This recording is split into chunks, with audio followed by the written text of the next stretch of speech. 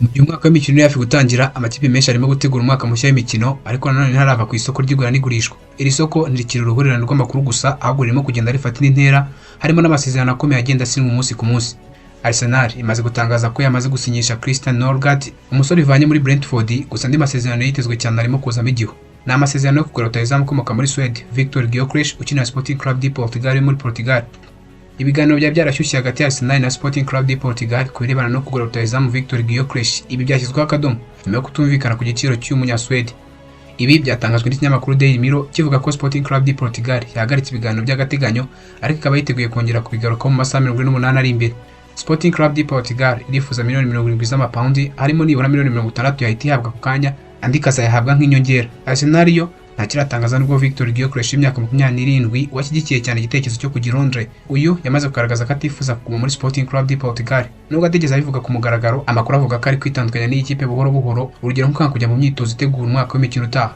Muri Portugal, Victor Gyokeres ni umukinnyi udasanzwe, yatsinze ibitego 97 mu mikino 102 yakiniye Sporting Club de Portugal. Ibyo bikaba byaratumye Arsenal imushyira ku isonga mu basimbura Gabriel Jesus. Benshi bemeza ko yajya muri Premier League agahita atanga umusaruro, gusa igiciro n'uburyo bwo kwishyura biri gukoma mu nkokora iyi transfer. Icyizere ntikirashira. Arsenal yamaze kumvikana na Victor Gyokeres ku bijyanye n'umushahara n'amasezerano ye, ibivuze ko ikibazo gisigaye kiri hagati y'amakipe yombi. Sporting Club de Portugal iracyafite umwanya wo gutekereza kuri uyu mwanzuro, ariko perezida wayo Federico Valdez we ntigeze yemera ko hari amahitamo yo kumurekura ku giciro gito kiri munsi ya miliyoni 70 z'amapaundi. Mu gihe Arsenal ihanganye n'ikibazo cya Victor Gyokeres, Manchester United yo iracyari mu biganiro byo kugura Byanze. Tottenham yo yateye imboni Yohan Wissa, mugenzi wa Mbeumo muri Brentford. Uyu niba murekura ngo ntibaraba bakiri kuri Byanze kuko ngo Brentford idashaka gutakaza abakinnyi benshi icyarimwe. Ibintu byatangiye kongera igitutu Manchester United. Ubusanzwe Thomas Frank niwe wari umutoza wa Brentford. Uyu nguyu akaba ari wubatse umusingi wa rutahizamu wihariye nka Wissa ndetse na Mbeumo. Ubu uyu mugabo yageze muri Tottenham nk'umutoza mushya wayo, kandi hari amakuru avuga ko ashaka kuzana bamwe mu bakinnyi b'abahanga yari yaritoreje neza muri Brentford. Frank yabanje kwifuza Mbeumo nk'umukinnyi wa mbere ya kuri Brentford, ariko uyu mukinnyi ukomoka muri Cameroon yagaragaje ko ashaka kujya muri Manchester United kurusha ahandi hose.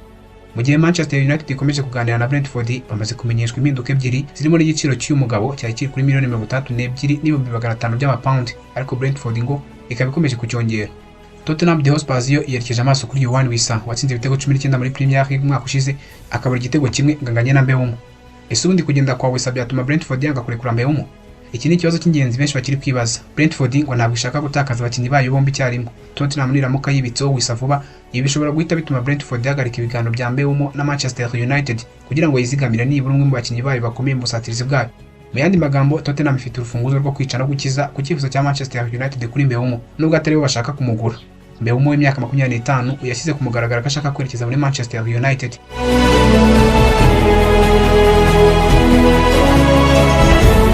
Mu gihe Arsenal ikomeje ibikorwa byayo byo ku isoko ry'igura n'igurisha ry'abakinnyi, umwe mu bakinnyi batunguranye bari kuvuga kugera Emirates Stadium ni Noni Madueke ukina ikipe ya Chelsea da Blues.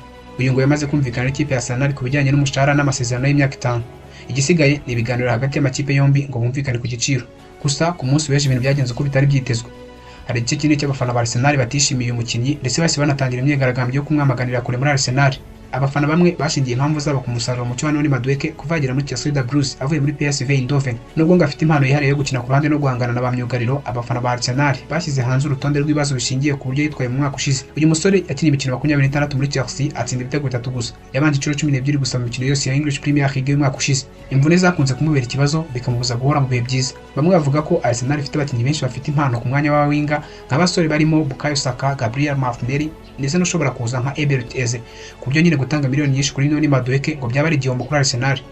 Ibitekerezo byo kwigaragambya biri gucaracara ku mbuga nkoranyambaga no ku mbuga zitangirwaho imyanya n'ibitekerezo, bagira bati Noni Madueke ntari ku rwego Arsenal iriho. Turasaba ubuyobozi bwa Arsenal kureka uyu mugambi, kandi amafaranga bashaka kumushoraho bakayashora bazana undi mukinnyi ufite guhozaho n'umusaruro w'igihe kirekire. Hari abafana bagaragaje impungenge ko iyi transfer iramutse ibaye ishobora kuba nka zazinda Arsenal yakoze mu myaka yashize, zikaza kuyibera umutwaro wo kugura abakinnyi barimo Willian cyangwa Nicolas Pepe batigeze bitwara nk'uko byari byitezwe.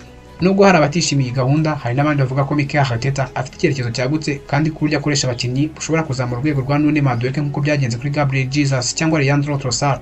Afite ubushobozi bwo kwiruka ndetse no guhindura umukino. Ibi byatumye abasesenguzi benshi bavuga ko Arteta ashobora kumufata nk'umwe mu bazubakiraho imishinga yo mu gihe kizaza. Noni Madueke ari mu nzira igoye, aho ashobora gusinyira Arsenal ariko akakirwa n'umwuka utari mwiza kuri Emirates Stadium ndetse no muri Arsenal. Arsenal nayo iri ku gitutu cyo kudapfusha ubusire isoko ryo mu mpeshyi. Icyizere cy'abafana ba Arsenal kuri uyu musore cyarayoyotse, ariko umupira ugira ibyabo. none Madueke ashobora kuba benshi batabonaga nk'intwari, ariko nanone ashobora no kuzaba umwe mu bazahindura amateka y'ikipe. Arsenal yashaka kwirinda gutakaza impano y'umusore wayo ukomeye Ethan Nwaneri w'imyaka 18 gusa ukina hagati mu kibuga. Uyu musore wamenyekanye cyane mu mwaka wa 2022 ubwo yacagagaye ko gukina ari muto kurusha abandi bose bakinye muri English Premier League, aho wenyine yakinnye umukino we wa mbere ku myaka 15 n'iminsi 181. Kugeza ubu amasezerano yagomba kurangira mu mpera z'uyu mwaka w'imikino w'2025-2026. Kugeza ubu amasezerano yagomba kurangira mu mpera z'uyu mwaka w'imikino 2025-2026. Nubwo ibiganiro byari bimaze igihe ntacyo bivamo, ikipe ya Arsenal yatangaje ko azongererwa amasezerano mashya vuba.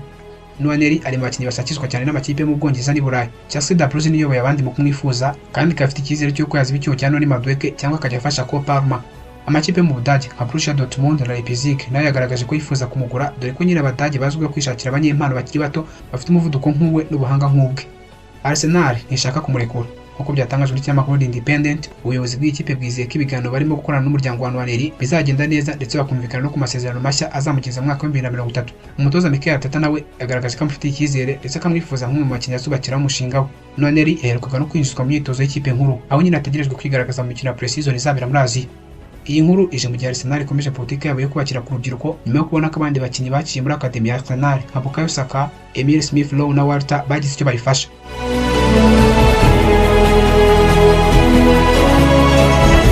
Jarada Brentwaite myugariro w'umwongereza w'imyaka 22, uyu nguyu ntazajya mu kipe ya Manchester United yamushakiye hasi hejuru muri iyi mpeshyi nyuma yo gusinya amasezerano mashya y'imyaka 5 muri Everton.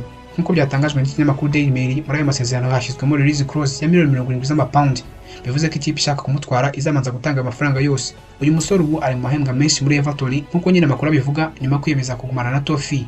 Mu mwaka w'imikino 2024-2025 Brentwaite yakinnye imikino 41 atsinda ibitego 3, ndetse agirwa umwe muri ba myugariro bahizwe abandi mu mupira w'Abongereza. Nubwo Manchester United yamwifuje cyane, iyi clause y'akayabo ishobora kuba inzitizi, ndetse bikaba binagaragaza ko Everton yashakaga kumugumana burundu.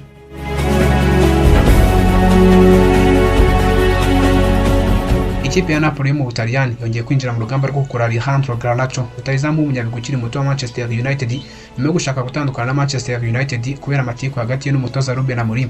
Manchester United yakiriye bid ya mbere y'amapawundi $60 muri uyu mwaka, ariko irayanga. Napoli yagarukanye indi bid ya $45 z'amapawundi, yizeye ko nyuma y'amakimbirane akomeye hagati ya Garnacho n'umutoza ko ibintu byaba bigiye koroha. Garnacho w'imyaka 20 ari mu bakinnyi 5 babujijwe kwitabira imyitozo ya pre-season kubera ko bagaragaje ubushake bwo kuva muri Manchester United. Garnacho warangije umwaka w'imikino w'2024-2025 atsindiye Manchester United ibitego 11 mu mikino 38 yose yakinnye irimo na Premier League. Uyu nguyu ngashobora ko ari mu nzira zimwerekeza i Napoli. Ikipe mu Butaliyani iherutse gutwara Serie A, irifuza kumwongera ku ruhande rw'ibumoso mu busatirizi bwayo. Manchester United ikomeje guhangana n'igitutu cy'abakinnyi bashaka kwigendera nyuma yo kurangiza umwaka w'imikino ushize ku mwanya wa 15, bikaba biri gusunikira umutoza Ruben Amorim kugira amahitamo yo guhindura byinshi ku ikipe ye, harimo no kugurisha Garnacho, umwe mu bakinnyi bari barabaye inkingi ya mwamba muri iyi kipe. Manchester United yemeje ko yasinyishije rutahizamu muto w'imyaka 18 Enzo Canabika ukomoka muri Cameroon wakiniraga Le Havre yo mu Faransa. Uyu musore afite uburebure bwa metero 1.85, uyu yagaragaje impano idasanzwe mu mikino ya shampiyona y'abato, aho yatsinze ibitego 14 mu mikino 22 yakinnye mu mwaka wa 2024-2025, ndetse atanga n'imipira 5 ivamo ibitego. Nubwo yamaze gusinyira Manchester United imyaka 4, amakuru avuga ko agiye gutizwa muri Lausanne Sport yo mu Swiss. Muri Lausanne Sport azabona amahirwe yo kumukinisha no kumukoresha mu mikino yose ya Swiss Super League y'umwaka wa 2025-2026. Manchester United iri gukomeza gushora mu rubyiruko rufite impano. Kani Biyina abaye umukinnyi wa 4 ku rutonde rw'abakinnyi bato bashya United yaguze muri iyi mpeshyi, aho amafaranga y'itransfer atwaye Manchester United agera kuri $2,500,000 by'amayero, ndetse ngashobora no kwiyongera akagera kuri $5,000,000 z'amayero bitewe n'uko azitwara.